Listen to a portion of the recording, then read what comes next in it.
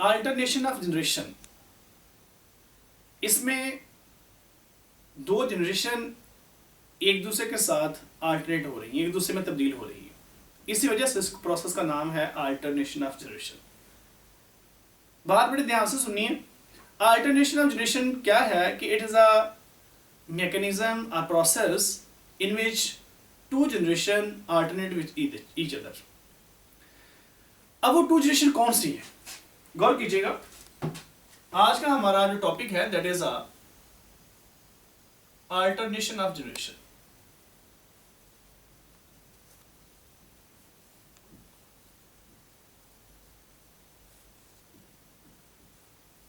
Alternation generation में जैसे मैंने बताया है कि इसमें दो जनरेशन हैं, दोनों एक दूसरे के साथ एक्सचेंज होती हैं।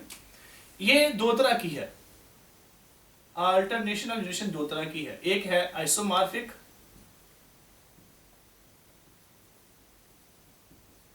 और दूसरी है हेट्रोमॉर्फिक। आइसोमॉर्फिक क्या है? Iso mean same, morph mean form और स्ट्रक्चर, यानी कि ऐसी अल्टरनेशन ऑफ जनरेशन जिसमें दोनों जनरेशंस एक जैसी हों। चलिए आइए देखते हैं वो टू जनरेशन कौन सी है। टू जनरेशंस, मैं इससे पिछले लेक्चर में वो डिस्कस कर चुका हूं कि वो दो जनरेशंस एक्चुअली कौन सी हैं। टू जनरेशन कौन सी हैं? That are sporophyte and gametophyte. ये दो जनरेशन है, स्पोरोफाइट और गैमेटोफाइट। अगर तो स्पोरोफाइट और गैमेटोफाइट वेजिटेटिवली अपने जो फिजिकल इनके कैरेक्टरिस्टिक्स हैं, मॉर्फोलॉजी है, अगर वो दोनों सिमिलर हैं, सेम हैं, तो उसको कहते हैं आइसोमॉर्फिक अल्टरनेशन ऑफ जनरेशन। जैसे कि ये प्रोसेस पाया जाता है इन एलजी। और अगर ये स्पोरोफाइट और गैमेटोफाइट एक दूसरे से डिफरेंट है वेजिटेटिवली, फिजिकली, मॉर्फोलॉजिकली, तो उनको हम कहेंगे हेट्रोमॉर्फिक अल्टरनेशन ऑफ जनरेशन। जैसे कि पाया जाता है in bryophytes and also in tracheophytes. और ये दोनों ही प्लांट्स हैं। ब्रायोफाइट्स को कहते हैं लोअर प्लांट्स और ट्रैक्योफाइट को कहते हैं हायर प्लांट्स। इनमें ये पाई जाती है हेट्रोमॉर्फिक अल्टरनेशन ऑफ जनरेशन। तो ये देखते हैं कि बुनियादी तौर पे ये है क्या और ये कैसे पॉसिबल है और इसकी सिग्निफिकेंस क्या है। तो पहले मैं यहां डिस्कस कर लेता हूं कि ये suppose that this is a gametophyte plant. हमने यहां पे ये लिख लिया। मैं आपके सामने ये प्लांट अभी स्केच भी करूंगा और आपको बताऊंगा कि ये कैसे होता है। ब्रायोफाइट्स का गैमेटोफाइट है। इसको गैमेटोफाइट मैंने क्यों कहा? क्योंकि ये गैमेट्स प्रोड्यूसिंग जनरेशन है। कैसे गैमेट्स प्रोड्यूस होते हैं उसकी डिटेल डिस्कस करते हैं। पहले बात ये याद रखें कि इसके कैरेक्टर ये है कि ये हैप्लॉइड है। पहला कैरेक्टर ये हैप्लॉइड है, यानी कि ये एन है, इसमें क्रोमोसोम की तादाद हाफ है, एक कैरेक्टर। दूसरा कैरेक्टर ये है कि ये इंडिपेंडेंट है, यानी कि फोटोसिंथेटिक है। फोटोसिंथेटिक ये इसका कैरेक्टर है। थैलाइड होता है ये। थैलाइड मींस दैट कि इसकी बॉडी हम इसमें डिफरेंशिएट नहीं कर पाते कि इसमें ट्रू रूट्स, स्टेम और लीव्स हैं। इसमें ये ट्रू स्टेम, रूट्स और लीव्स नहीं होते। Leaf like structure, stem like structure और रूट लाइक स्ट्रक्चर्स होती हैं, इस वजह से उसको थायराइड कहा। नेक्स्ट इसका कैरेक्टर में ये लिखूंगा कि ये गैमेट्स प्रोड्यूस करता है, प्रोड्यूस गैमेट्स बाय माइटोसिस। क्योंकि ये हैप्लॉइड है, इसमें मियोसिस नहीं हो सकती, माइटोसिस से ये गैमेट्स प्रोड्यूस करता है। और तीसरी बात, ये नेक्स्ट जो बात मैं इसमें लिखूंगा वो ये होगी कि ये हर्माफ्रोडाइट है। हर्माफ्रोडाइट बहुत इंपॉर्टेंट टर्म है ये, हर्माफ्रोडाइट। ऐसा जानदार जिसमें दोनों मेल और फीमेल के कैरेक्टर पाए जाएं एक ही जानदार के अंदर, तो उसको कहते हैं hermaphrodite। इसको मोनोशियस भी कहते हैं, मोनोशियस, यानी कि ऐसा जानदार जिसमें दोनों ही मेल के और फीमेल के कैरेक्टर एक ही जानदार में एग्जिस्ट कर रहे हो। जैसे आपने अक्सर देखे होंगे जो फ्लावर्स होते हैं, जैसे रोज फ्लावर है, hermaphrodite है, उसमें मेल और फीमेल पार्ट एक ही फ्लावर में एग्जिस्ट कर रहे हैं। तो ये मैंने सारे के सारे जो कैरेक्टर लिखे हैं ये किसके हैं? गेमेटोफाइट के। इसके पहले अगर मैं यहां पे लिखूं स्पोरोफाइट के, स्पोरोफाइट, ये हम याद रखिएगा, मैं बार बार ये बात कह रहा हूं, ये बात हम कर रहे हैं ब्रायोफाइट्स की जनरेशन की, ब्रायोफाइट्स की बात करें तो पहला कैरेक्टर स्पोरोफाइट का ये डिप्लॉयड होता है, ये डिप्लॉयड है यानी कि 2n है, और ये नॉन फोटोसिंथेटिक है।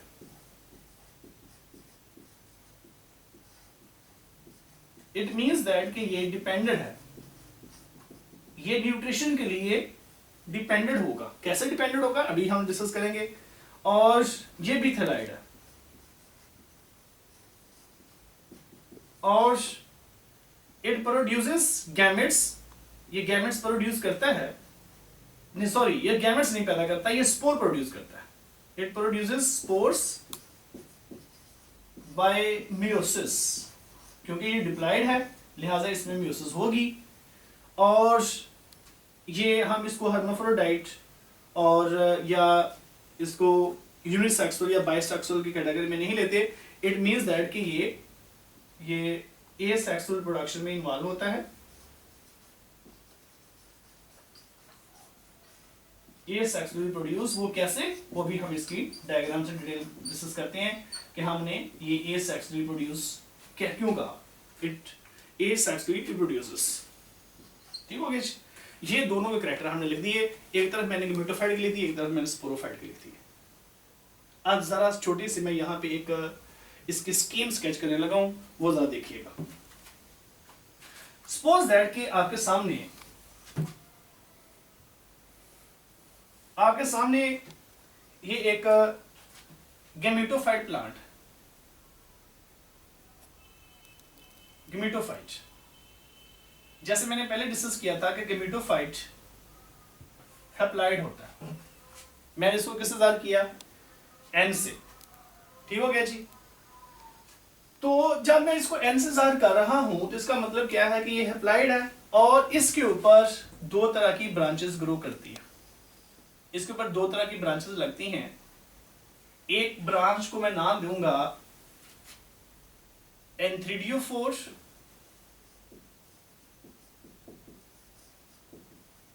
एंथ्रीडियोफोर ये ब्रांच का नाम है, और दूसरी को मैं नाम दूंगा आर्चिगोनियोफोर।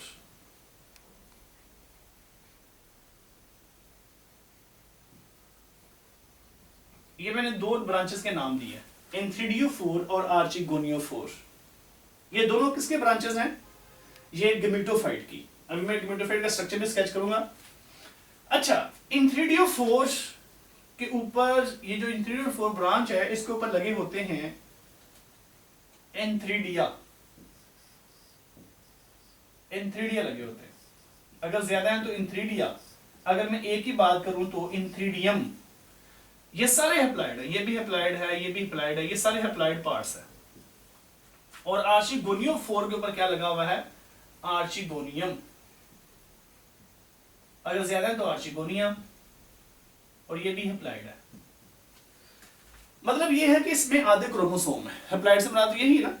फिर इस एंथ्रीडियम के अंदर होती है माइटोसिस, इसमें होगी माइटोसिस। अगर आपसे पूछा जाए एंथ्रीडियम क्या होती है तो आप कहेंगे कि ये फीमेल रिप्रोडक्टिव पार्ट्स है प्लांट्स का, जिनके अंदर फीमेल गैमेट बनता है, इनके एग बनता है। अगर हम एंथ्रीडियम की बात करें तो इसमें होती है माइटोसिस, माइटोसिस होगी और इसमें बनेगा एग, और एग को हम कहते हैं फीमेल गैमेट। ये फीमेल गैमेट है।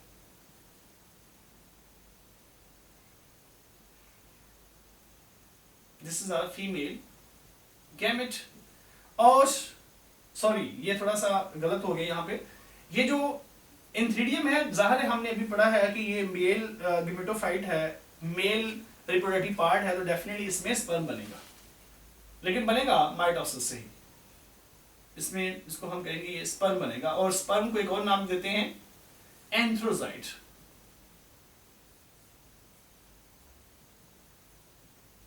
एंथ्रोजाइट कहते हैं इसको। आर्चिगोनियम के अंदर भी माइटोसिस होगी और इसमें बनेगा एग, और याद रखिएगा ये भी माइटोसिस से ही बना है।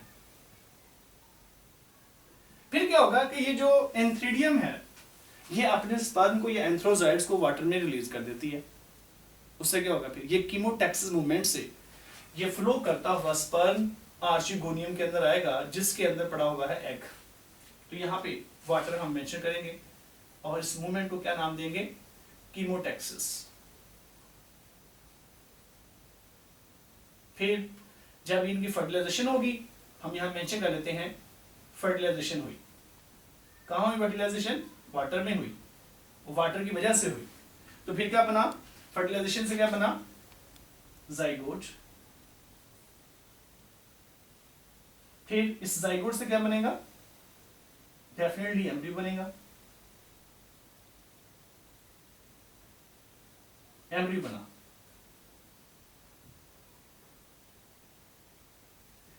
ठीक हो गया, इससे एम्ब्रियो बना, इसकी ग्रोथ हुई, इससे एम्ब्रियो बना।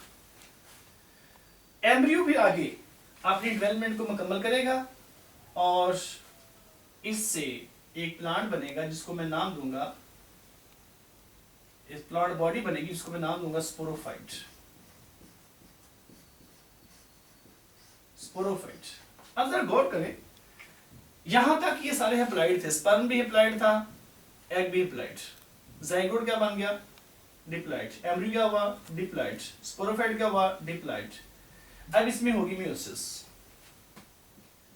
पहले तो माइटोसिस हुई थी ना, अब क्या होगी, इसमें मेयोसिस होगी, और मेयोसिस से बनेंगे हैप्लॉइड स्पोर्स। हैप्लॉइड स्पोर्स बनेंगे और इन हैप्लॉइड स्पोर्स से जर्मिनेशन से गेमेटोफाइट बनेगा। जर्मिनेशन,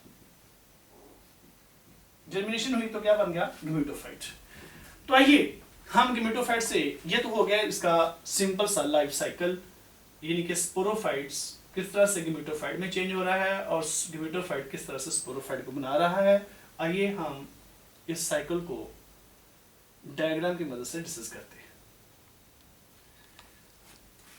डियर स्टूडेंट्स, ये फर्ज करें आपके सामने ये प्लांट है,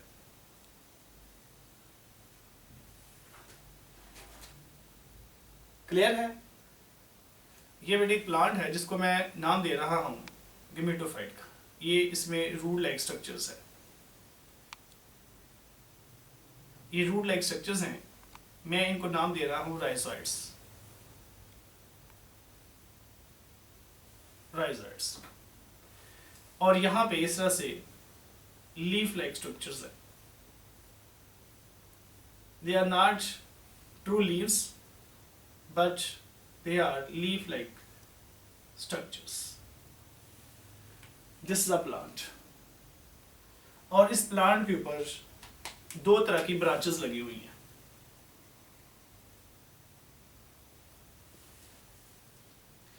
एक को मैं नाम दे रहा हूं एंथ्रीडियोफोर और दूसरे को मैं नाम दे रहा हूं आर्चिगोनियोफोर। सपोज दैट कि इसके ऊपर लगी हुई है आर्चिगोनियम। जैसे मैं पहले बता चुका था कि आर्चिगोनियम, इसके ऊपर जिसके ऊपर आर्चिगोनियम लगी होगी उसको क्या कहेंगे, आर्चिगोनियोफोर, और दूसरे पे लगी हुई है एंथ्रीडियम। इस तरह से ये एक ही प्लांट में दोनों लगे हुए हैं, इस वजह से इसको क्या नाम देंगे हम, गेमेटोफाइट। ये आपके सामने एक मैंने प्लांट डिस्कस किया है जो कि गेमेटोफाइट है, ब्रायोफाइट का गेमेटोफाइट है। अब अगर इसका हम ये वाला पोर्शन थोड़ा सा बड़ा करके देखें, इतना सा, तो ऐसे होगा। ये है इसकी आर्चिगोनियम।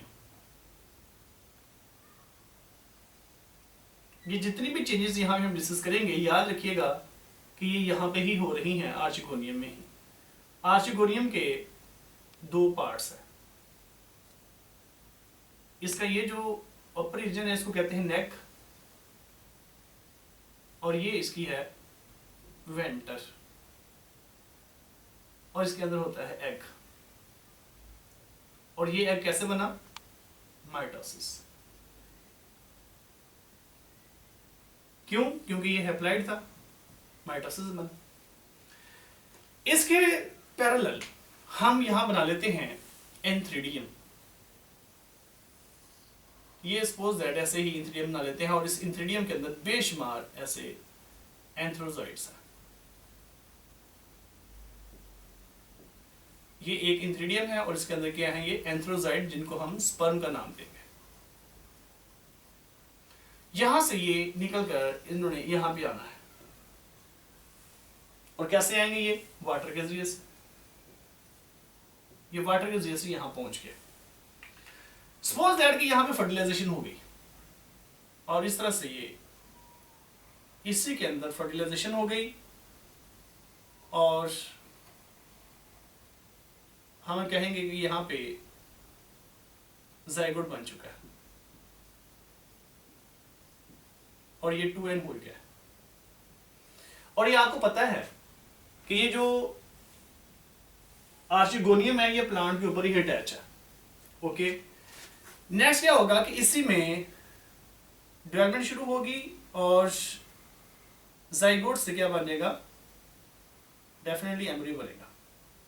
यहां पे एक सेल्स का मैस बन गया, और ये आर्चिगोनियम के अंदर ही है। ये देखें, दिस इज एम्ब्रियो। और यही प्लांट अगर मैं दोबारा बना लूं, मैं इस प्लांट को दोबारा से बनाता हूं। ये सपोज दैट वही प्लांट है, ऐसे ये उसके रूट लाइक स्ट्रक्चर्स हैं, जिनको हमने नाम दिया था rhizoids. These are leaf-like structures, photosynthetic, ये ऑटोट्रॉफिक होता है, इंडिपेंडेंट है, ऐसे। और इसके ऊपर ये वो ब्रांच थी जिसके ऊपर आर्चिगोनियम लगी हुई है, ये इसकी दूसरी ब्रांच है। इस आर्चिगोनियम के अंदर ये सारी की सारी डेवलपमेंट हुई है। यहां से एम्ब्रियो में जब मजीद डेवलपमेंट होगी, तो पीछे हमने पढ़ा है कि जब एम्ब्रियो के अंदर मजीद डेवलपमेंट होगी तो क्या ये ग्रो करके, यहां से ग्रो करके प्लांट बॉडी बना देगा ऐसे। और इसका नाम क्या होगा? स्पोरोफाइट। यानी कि इसके ऊपर ही लगा हुआ स्पोरोफाइट। तो स्पोरोफाइट के 3 पार्ट्स होंगे। जहां से वो अटैच है उसको कहेंगे हम फुट, ये फुट से अटैच है। और ये जो आपके सामने एक फिलामेंट सा नजर आ रहा है, इसको नाम देंगे हम सिटा, और इसके लास्ट पे एक स्पोरेंजियम ग्रो करती है, ये स्पोरेंजियम है। इसको कैप्सूल का नाम भी देते हैं, कैप्सूल। और इसके अंदर बनेंगे हैप्लॉइड स्पोर, जो कि मियोसिस से बनेंगे।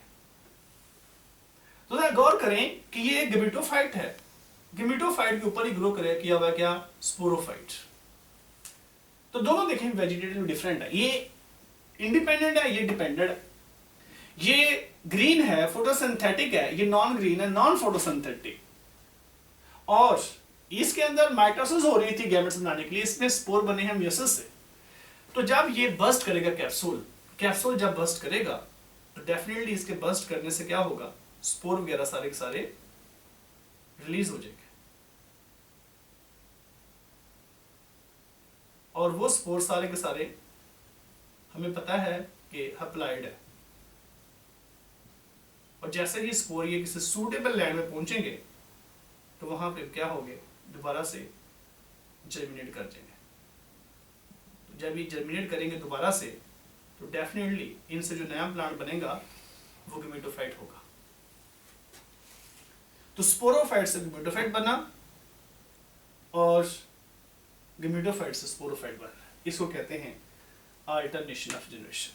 Now question is that what is the significance of alternation of generation? इसकी क्या अहमियत है? 2 पॉइंट्स बहुत ही अहम। पहला पॉइंट हम डिस्कस करने जा रहे हैं with reference to significance of alternation of generation। उसमें 2 पॉइंट डिस्कस करेंगे। The first point that is meiosis, जो कि स्पोर फॉर्मेशन के दौरान होती है।